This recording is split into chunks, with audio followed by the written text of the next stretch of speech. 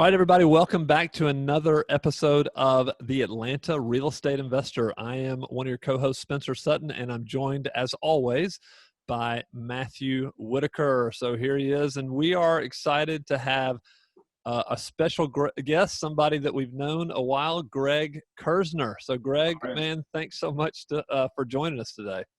Thank you for having me. It's always fun. I appreciate it. Greg, we are super excited to have you. I think for us to be very transparent, we do have a history. One of the reasons that we're in Atlanta is because we bought a business from you. We bought your property management company. Is it good to be out of the property management business? I tell you, the air smells sweeter, the birds chirp louder. And, property management is such a vital and critical function to an investor, but it is, as everyone knows, what I call a thankless job, and you guys do it amazingly well. And so, yeah, it really is nice to not have, it's just so much work. So we're able to focus on other stuff, and it's good. We're good. Well, I appreciate you saying that. I'd love to just get started kind of hearing your story. I know it, but for the audience, tell us how you even got into real estate. Well, to try and make a very long story short, and I'm pretty old, I started out in consulting when I got out of graduate school, and I really hated the travel. So I was kind of looking for a job that I could get into where I didn't have to travel. And so real estate made perfect sense because essentially, you have to sort of be in the city that you work in. And so I went to Clemson, as everyone can kind of probably see, as an undergrad, and had a bunch of friends that had settled in the metro Atlanta area afterwards. So I reached out to some of them. They said, yeah, it's great up here. Come on up. And so I kind of quit my job in consulting and moved to Atlanta without a job and fell into real estate. And my first real estate job was working for what doesn't exist anymore, but it used to be called the Federal Savings Loan and Insurance Corporation, which is kind of the sister to the FDIC back when savings and loans were the ones that primarily made mortgages. And that was right at that sort of first market crash, the savings and loan crisis crash. And I was hired there to sell the foreclosed real estate out of the savings and loan crisis for the government. And that was my first experience in real estate and in default real estate. So I kind of figured out my long-term path right off the bat in real estate. I went from there to a commercial real estate developer and did shopping centers and office buildings for a while, but I kind of gravitated back towards the residential side and had been a broker ever since. Through the years, built our team, really focused on foreclosures and default real estate on both sides, as a buyer as well as also the broker for the seller. We did our management, as I mentioned, in 2006, and then we decided back in 2015 to set up a separate company that is now a licensed general contracting company that now allows us to kind of do the renovation and the work that we need to. So we have kind of a vertically integrated group here with brokerage and with renovation and remodeling services in addition to our investment side. And I'm super excited to talk about that. We're going to get into that in a little bit, but I want to go back through your career and just talk about a few lessons, because I think there's some things that are really important to point out. Number one, for those of you listening to this on audio, Greg has a huge Clemson football helmet behind him. I think the lesson there is that you don't have to be real smart to be in real estate. I'm just kidding. Spencer and I are huge Alabama fans, and obviously still stinging over our last loss to Clemson. That's right. But one of the things I want to go into is just the idea of buying. You bought for a lot of institutions back during the last recession. And I kind of believe we're headed towards another recession at some point. It's hard to see it in the stock market today, but at some point, the real estate market is going to soften. So I'd love to know what you learned buying for those institutions during a recession. Well, I mean, cash is king, and obviously they had access to capital that was allowing them to really take advantage of the real estate market swing. And so I think, obviously everyone that was buying their homes in 2005, 6, and 7 didn't really see that in 08 and 09 and 10 that they were going to be worth 70% of what they were paying. They just assumed things were going to continue to go up the way that they had, and we're in that realm right now. Really, out of say 2017, the market has increased and it's been very strong since then, and that's really a combination of the economy and and supply. So if we do anticipate that we're going to have a decline, and a lot of people, it's sort of what I call the bottom of the pyramid, are the group that gets hit, because they're the ones that are buying at retail, and then if the market kind of goes down, they're the ones that are stuck. And so investors, those that have kind of put their money in the sidelines or have cash available, are able to take huge advantage of that. You just have to kind of make sure that where's the opportunity. When it's in a hot market, the opportunity is that it's easy to sell something. So you have to do a better job of buying it. You have to really buy it right. In a market where it's really soft, you can find deals everywhere. But the key is, how do you add the value and then sell it and make a profit? So I think you can be successful in any market, but it's so critical to know what the hard part is in the market that you're in, to make sure that you don't overspend on the front end or overestimate your market on the out, if that makes sense. And you're kind of helping people now buy these homes that are kind of off-market deals. So why don't you tell everybody kind of what your plan is and what you're doing with Residium Partners? So Residium kind of came out of a desire for us to sort of do for ourselves what we've been doing for others for a long time. And initially, we were approached back in 2012 by one of the large, hedge fund institutional acquisition buyers called Progress Residential, and they were coming into the Atlanta market with $2.3 billion worth of money to kind of invest across the country, and we're looking for brokers to help them find properties that worked. And because we had a big REO shop and we were able to kind of mobilize that sort of staffing to kind of put high volume towards them, we were an attractive broker partner for them. That has continued, even though now at this point we don't work for Progress Residential. We do work for two other very large institutions. The biggest is Invitation Homes, and they are the largest corporate homeowner in the country. And then Tricon America, which is also a top 5 institutional group. So we had the luxury of helping them buy properties for rental, and we also had the opportunity for a period of time to do the management of that. They did subsequently vertically integrate their management, but the great part of that was it wasn't our money, and we got to see through several years and thousands of transactions what worked and what didn't. So it was very helpful for us from a learning point of view to understand what makes a great investment, whether it's a flip investment or a rental hold investment. When I say that, that means not only where to buy, how to renovate those properties so that they're good long-term rentals, and and how to model those things. That's one of the things I think a lot of investors, especially anxious investors in a market like we're in right now, which is kind of a hot market, deals are hard to find. They've got money burning a hole in their pocket, and a lot of times they make bad decisions and invest properties that they shouldn't. They either overpay or they buy properties because they want to, and it's not a good deal. And so that's what we're seeing in our market right now. Inventories are very, very low. There's a lot of competition for them, so they're selling it sometimes numbers that don't make sense. So let me ask you this. What are you telling investors? Because I'm sure you talk to investors who are looking, some of these people who are anxious to get a deal. What are you telling them when you talk to them? What's your best advice? Well, I think, again, for us, it comes down to beginning with the end in mind. So when you're looking at a property to invest in, what's your outcome? What is it that you want to accomplish? So if it's a property that you want to rent, then there's a different approach to it that I would suggest they do versus if they're looking at a pure fix and flip investment, or just a regular investment like that, where they're going to try and earn their profitability in a short period of time, 90 days, 120 days. Obviously, still location is key, because in my opinion, you want to turn your money.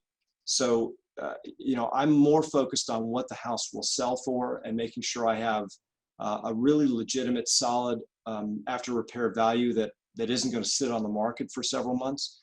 Or the same token would be, am I going to have good solid rents? That's so critical. I don't want to be in a market where rents are iffy. There's an oversupply, or we're seeing kind of rents decline. So it kind of depends on what they want. But if it were me and I put myself in their situation, I always say, figure out what it is that you want to accomplish and what the time frame is, and that'll lead you to what the right deal is for you.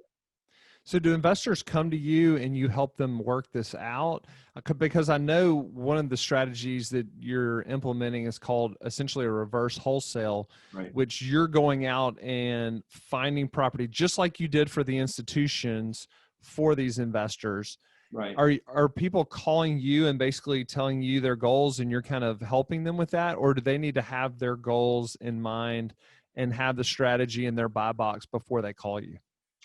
Well, a lot of, even before we launched Residium, when we were, primarily working as an acquisition broker for the institutions, with the property management connections that we had, as you know, we have a lot of investors who say, gosh, I own 2 and I want to buy 2 more.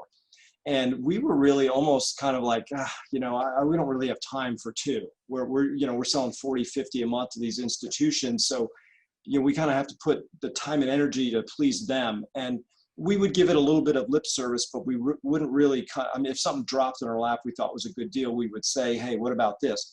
But also, in fairness, a lot of investors kind of like the idea of investing, but they really aren't there to pull the trigger. They don't, when you put something on their plate and say, this is a good deal, you should buy it, and they don't, at some point you kind of get frustrated.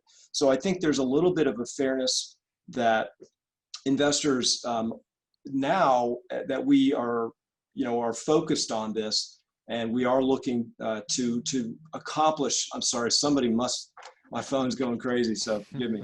But we're looking not only to buy properties for ourselves to fix and flip, but also potentially wholesale properties that just don't work for us. Rental investors are a tremendous beneficiary of some of the stuff we're doing. And the reason I say that is that, if you're a fix and flip investor, or, you're trying to wholesale a property, you're trying to make your money very quickly. And those deals are very difficult to find. But if you're buying a property for rental, the cap rates work extremely well if you get a good discount, but you don't have to have a great discount. And so there are many more opportunities if you're buying to hold than there would be on a fix and flip basis. So when I say reverse wholesaling, what we're doing is essentially spending a lot of time and energy trying to create seller distressed leads. We get, several a day. And these are not just sort of bogus leads, they're good leads. The problem is many of them we can't buy. We just can't make our numbers work. And I'm very kind of corporate, institutional. We do a little gut going, but if the numbers don't work, we don't buy them.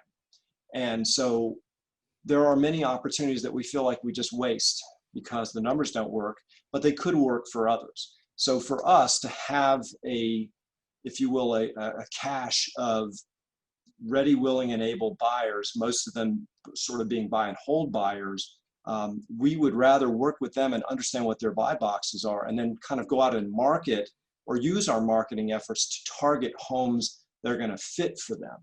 And that works great for us because, if we buy 2 of the houses that out of the 10 that we find, and we're able to help 8 other investors buy those properties, and we make, a little bit of money on the wholesale side, it works great. And the thing that I find, most of these small investors, they don't have the capacity or the power of like an institutional group to get brokers to really run around and look for them on deals. So brokers will lose interest and effort over a period of time, or they'll get busy with something else and then nothing happens. Or again, it becomes a scenario where they can't find deals elsewhere. So they're really only the solution to Zillow or Craigslist or some broker. And so that's an opportunity, we think, for us, because we hate to waste leads that have great opportunity, but may not be a good fit for our business model. Does that make sense? Oh, absolutely. Yeah. And what would somebody need to do to be prepared to buy from you? I would imagine they would need to know what their buy box is, Right. and the areas that they're looking in. Just give me a quick, if you had the ideal buyer come and tell you, area, what are the things that you would want to know? Well, obviously, we'd want to make sure that they were financially capable of acting on a good deal. So if they have cash, without getting into too much detail, show us a proof of funds that you've got the cash available. If you have an LLC set up, kind of let us know that they're actually really prepared to be in this business, because that helps us know that they're serious. Understand, because some people say, I don't want to do anything right away. That's fine. Or I've got money to burn. If I can find it, and it works, I'll buy it tomorrow. So kind of what their motivation level is going to be. But the financing part, their ability to perform on a contract and move forward on a deal quickly is important to us. So if it's proof of funds, if it's a private lender letter, something like that. And if they don't have it, but they want it, we can put them in the right direction to get that set up.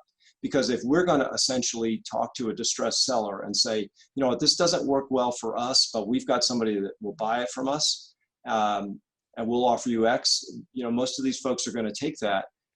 And what we want to make sure of is that we don't have to go back to them, a week later, like a lot of wholesalers do, and say, I got to give you a termination and give me my money back. We just would rather not do it in the first place, because we know from the other side of the coin, these people are a lot of times distressed financially. They got foreclosures facing, divorces. And the last thing in the world we want to do is be one of those guys, those sort of, it's almost like a used car salesman. The wholesale and the kind of investor business has a bit of a bad taste to it, because there's a lot of folks running around, that are all hat and no cattle, if you will. So we say it in Texas, right? Yeah, you certainly don't want to add on to their problems. And I think one of the things that people that first get into this business mistakenly do is they're so busy trying to make a deal that they're willing to sacrifice reputation. And if you want to be in this for the long game, which is what the three of us preach, is you need to really build your, even sacrificing early profitability to build your reputation. And that's what you're talking about there is, you really want, as a wholesaler, if you're going to essentially resell this home to somebody, you really want a done deal, because you're putting your reputation on the line. And what you don't need is somebody getting cold feet on the back end, then all of a sudden it ruins your reputation. Or you may even have to buy it to protect your reputation, and now you have a house that doesn't meet your model. Right. Well, and your other point is really well taken, which is that we feel like when we talk to an investor calls us and says, look, I'm trying to find a home to buy. And we can say, look, we can help you look on the MLS. We can help you as a broker do this, but we are actively looking for distressed properties for ourselves. And we are finding many properties that may not fit for our business model, but they would be ideal for yours.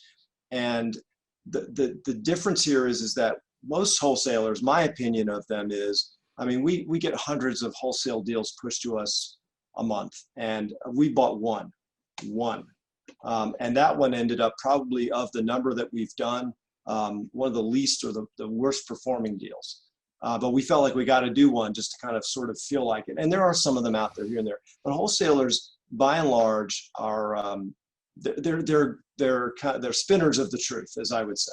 Comparables are not accurate, and the house condition is not accurate, and their repair estimates are not accurate. Their goal is to get you to buy this house, not necessarily to make sure that it is a good deal for you. And while everybody is buyer beware, we come out of the acquisition for others model. We have to prove that we know what the rents are, and that they're legitimate, and that they will rent for that or close to that or better than that, that the after repair values are accurate. So we feel like that if we have an investor that's coming to us and say, hey, look, I want to buy this property. And if you find something off market that's a good deal, I'd like to work through you, then we're going to give them the straight numbers. We're not going to just necessarily, because it's not so much that you're going to risk your reputation with a seller, but if you risk your reputation with buyers, then, you're out as well. So we would rather them say, it's not for me, than, I bought this house and you said it would sell for 300 and it only sold for 200. So I think that's a great point, because when Matthew and I were wholesaling houses, we were doing it in Birmingham. 95 or maybe 100% of our buyers who were buying houses from us were living in Birmingham. And so we were literally building this reputation. We were taking them to lunch. We were, shaking hands. So it was it was definitely a something you wanted to build your reputation on and not just pass it off as, oh, it's better than it was. Right. But now today, with so many out-of-state investors, the temptation for wholesalers is to potentially be that spinner of truth. Yeah. Well, and I also think that a lot of these folks are, they just jump in the business. A lot of these companies that are wholesalers, you talk to the points of contact, and these are kids, they're fresh out of college or not even out of college, they're young, and they don't know that much about the market. They just kind of know how to run the modeling. So, I don't want to bash them. All we're saying is that from our perspective, what's a very successful approach for us is this reverse wholesaling, because we already have contact relationships and we have a reputation that people can trust. So if we say, hey, look, tell us what you're looking for, and back to Matt's question of, what is it that works? Right now we have a property that we bought that is a fire damage property that we paid $20,000 for. We've also bought a property that we spent $400,000 on, and we're going to be doing $300,000 worth of renovation. So that's a pop top. Almost a complete renovation. Lead-based paint, you name any kind of mitigating factor we got in that one we got. So we're an opportunity buyer. And what I don't want is somebody to come to me and say, hey, look, can you help me find anything? Because that's hard to find. But if they have a particular geographic area, beds and baths, a rental price point range that they're looking for, age, that becomes very easy. And while we're actively trying to get leads for distressed homeowners all over the place, what we find is that if we target them in a particular area geographically or demographically, we're pretty successful finding others. As an example, the property that we bought in Buckhead, right near Piedmont Hospital, which is a higher end property, we've already had 3 neighbors approach us that want to potentially sell their homes off market to us as well. And, so you don't know where it comes from, but it generally comes from around the neighborhood. There's opportunities that pop up just by being in that market. So. And Greg, don't let Spencer fool you. He was a spinner of the truth. He sold me my first wholesale deal. That's and awesome. led me into this life of real estate. Listen, So you he's the walked the drug house. dealer. He's the drug dealer that swore I was going to make millions There on you go. Cherry Avenue. But you literally walked the house. What else could I do? Yeah. I No, should have. You were I should have young. known when I You walked were out with a young bunch grasshopper. of fleas that there was more extra fleas that you were. Don't mind the giving me. foundation, sir. Just keep Yeah. walking. We literally were in a house yesterday that I felt like I was on a roller coaster. It was wavy. So let's talk. That's kind of, we were talking about first deals. Tell us what you see investors doing right, especially new investors when they get in. What are some things that you see that they do right? Okay, and this is a little pandering, so bear with me, but I respect investors who are not penny wise and pound foolish. A lot of newer investors, or let's just say not so much newer, but maybe from out of state, don't know the market area. Don't try and do it yourself. Not the first time, not the second time. It's worth investing in a team, whether it's a broker, whether it's a general contractor. Pay the price, put the budget numbers in that you need to have that professional advice so that you don't lose. Because one of the guys that I took training from when I first started in real estate had a great saying, and I always say it, which is the fastest way to make $1 million in real estate is to start with $2 million. So you can afford to lose one while you're learning. Spencer should have told me that. Yeah. And there are a lot of snakes out there too, but I think if you can, once you feel like you got it and it's a waste of money to have somebody else do a portion of whatever you're doing, great. But until then, especially buy the expertise that you need to be successful and just make a little less profit, because you'll be a lot safer that way. You don't lose by hitting singles and doubles. You lose by trying to hit a home run and striking out all the time. So yeah. That's my opinion for a newer investor. Get help and vet them. If somebody wants to vet me, great, because I want them to know that we have integrity. We've been around a while. We know what we're doing, and we're doing it for ourselves. So I think that's a good demonstration of how we can do it for others. So that would be my biggest advice, is to get help. And the worst thing you can do is have a big loss right off the bat. I mean, if you're going to get into this business, you need to expect some small losses, but you don't want to be out of the game loss right off the bat. And the way you can avoid that is by getting expert help. So I appreciate that advice. Well, and I would say too, especially because I think the majority of investors who are not, kind of down in the weeds with us all the time are buy and hold investors. And that's where most of them should be, because that's where you're going to build wealth over the long term. And, and I know it's a little bit of a plug on you guys too, but I'll say it because it's true, which is that the biggest area where you can have a problem and lose money is in the management of a property that you own. If you don't love it and you're not right down around the corner and have all the software and all the licenses and all the training, that is absolutely the most important component to a successful investment, is to have a property management company that knows what they're doing and to be professional about it. And that has to be budgeted in, because, to scale and to be able to enjoy that investment return, you got to have tenants, you have good tenants, you have to have problems solved. And, personally, and I'm in the industry, you get busy with other stuff. If it's not your primary thing, things don't get done as quickly. You just lose money slowly and you don't notice it. So I stress that those buy and hold investors definitely need to have that property management partner that helps them out. And when you're evaluating a deal, I'm curious what the decision looks like when you're deciding whether it's a fix and flip or a buy and hold. What are kind of the things you look at to make that decision? Well, a lot of times, it's kind of made at the beginning, because if we can fix and flip it, we'd rather. And the reason for that is that we don't have to then we don't have to put it into permanent financing. We don't have to find an end user buyer, because we're not in the management business. So we're not at this point in our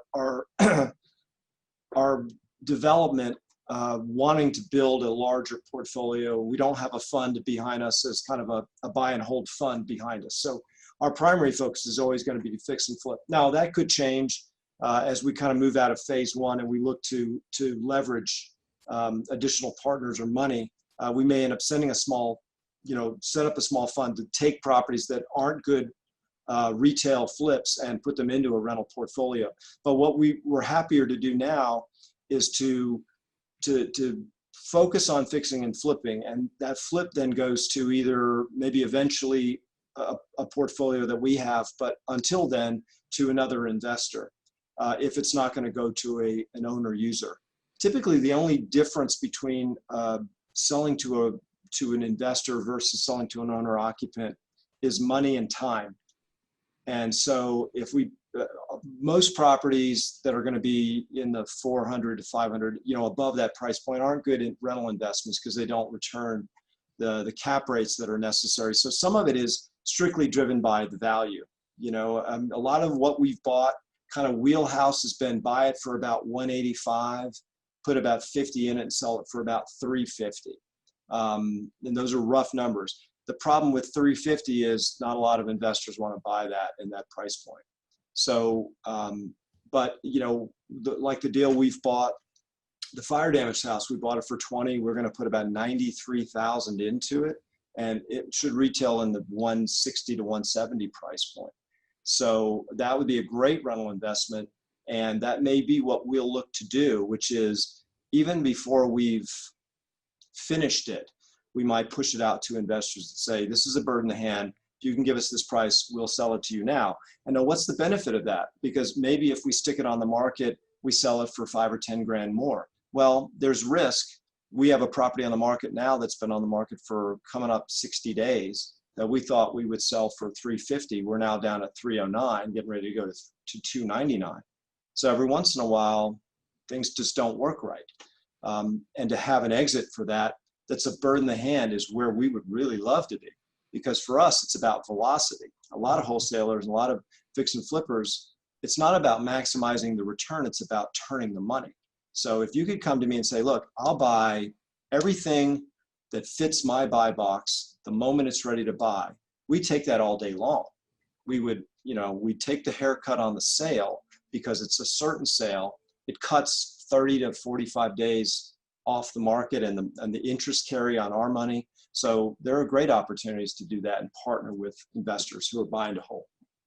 I think if people understand what you just said and wholesalers' reason for doing that, then there are a lot of people out there that would want to be a wholesaler's go-to Right. for that type of velocity. Because if you look at the numbers, and if wholesalers really understand the numbers, then velocity is much more profitable than maximizing each deal, especially when capital is limited, which most wholesalers, the reason they're in that is because capital is limited. Right.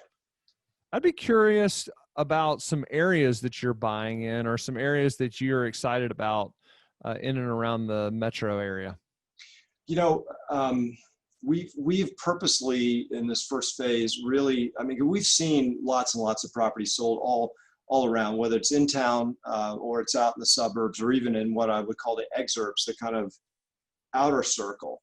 And right now, everything in Atlanta is pretty hot. You know, that's sort of it's easy to be successful right now because you don't have to be real smart. You know, everything's selling. So in a price point. So that being said, over the years that we've seen how things have developed, what we feel more comfortable with is suburban stuff, because it's homogeneous and it's everybody knows it. The in-town stuff it can be very profitable. There's markets here, like everything that's around this new belt line, the project that runs all the way through.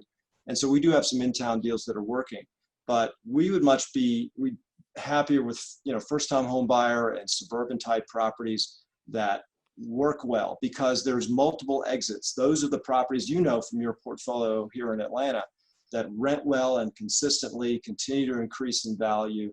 And those are the ones where you're getting good quality tenants and you're getting good solid home buyers. There's not a bunch of investors. These are people with families and kids and dogs and stuff. So that's what we like. It's easier, and there's just not a worry, because there's so much more comparable data on those types of deals as well.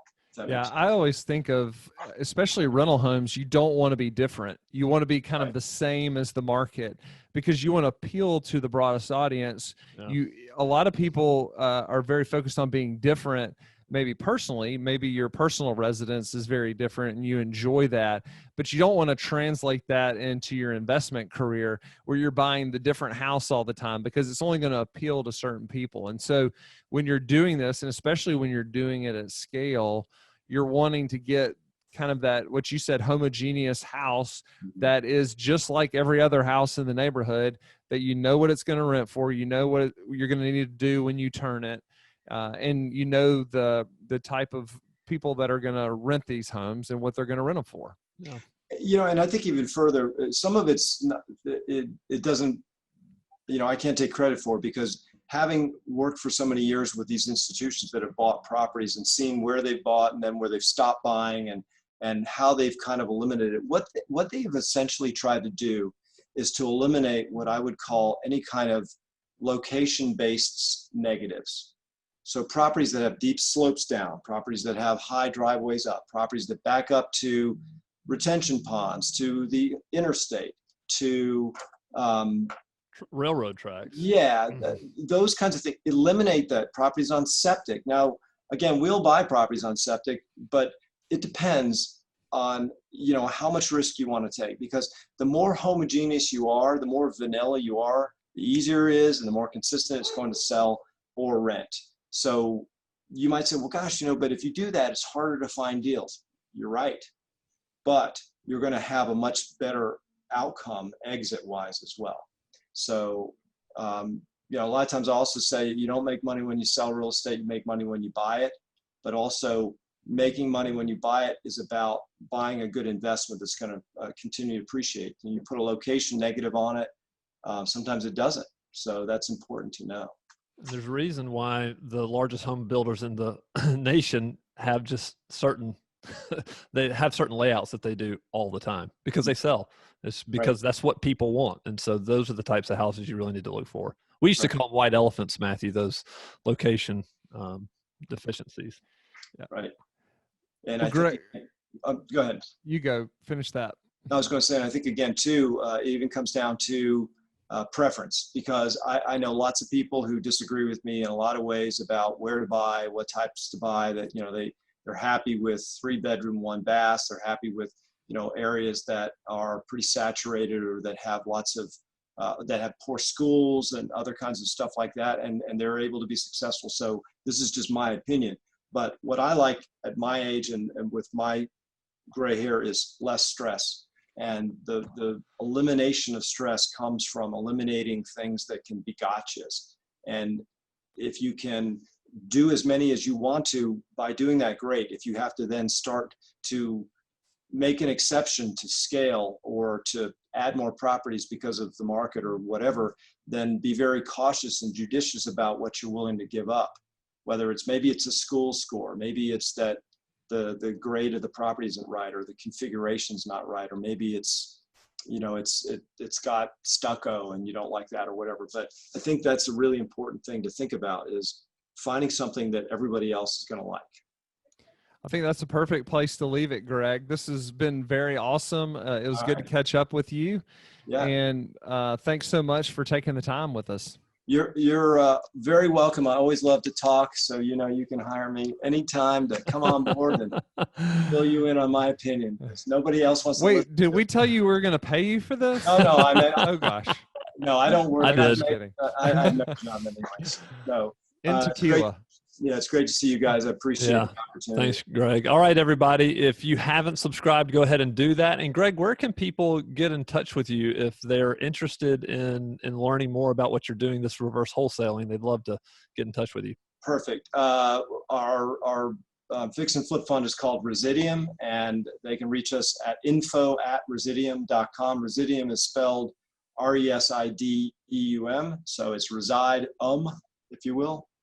.com, and they can call us at 678-869. No, that's not right. I got too many different numbers. 678-710-6130.